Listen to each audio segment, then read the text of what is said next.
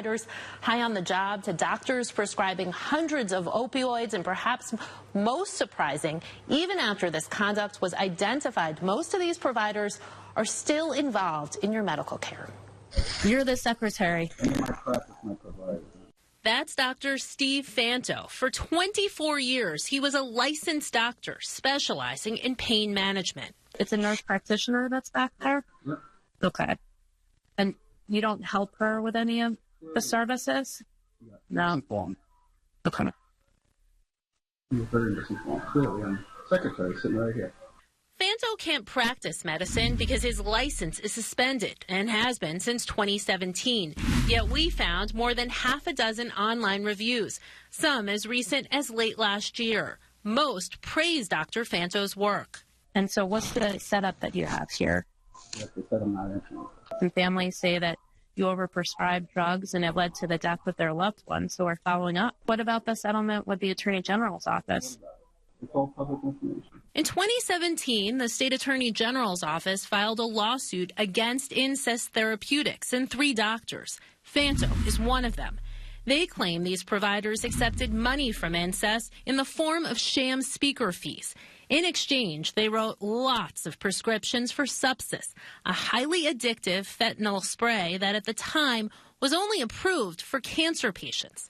But the lawsuit alleges Fanto ignored that, writing his prescriptions accounted for 75% of all Subsys sales in Arizona. As part of a settlement, Fanto agreed to pay the state more than $400,000. Why would you agree to the settlement if you did nothing wrong? I know you're just trying to do. And Fanto isn't alone. We reviewed 36 cases of doctors and nurses diverting drugs in Arizona, some with devastating consequences. In one case, a doctor showed up to work drunk and misdiagnosed a child. In 2 cases, their diversions fueled pill mills. And in another, they were prescribing so many drugs, Walmart and Sam's Club pharmacies refused to work with them. Is that surprising at all to you? It's not surprising. Lisa McGifford is with the Patient Safety Action Network. She's worried this is a chronic problem in the medical field. There's way too much secrecy about these professionals. We put our lives in their hands. The Drug Enforcement Administration, or DEA, investigates some of these cases. They can determine if criminal charges are warranted. Of the cases we analyzed, only 5 of the 36 resulted in charges.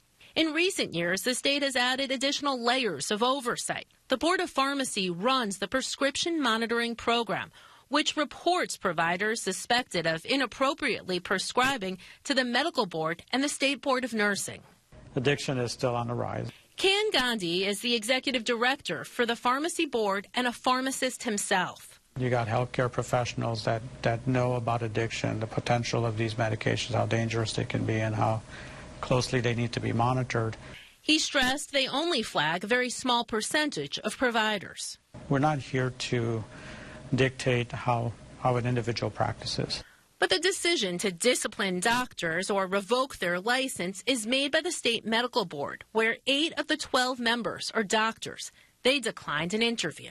Boards are very reluctant to take actions that will restrict members' licenses. When you look up Dr. Fanto's license on the Arizona Medical Board's website, there's no mention of that settlement, no mention of the 3 medical malpractice lawsuits we found. In August, he appeared before the board to get his license back.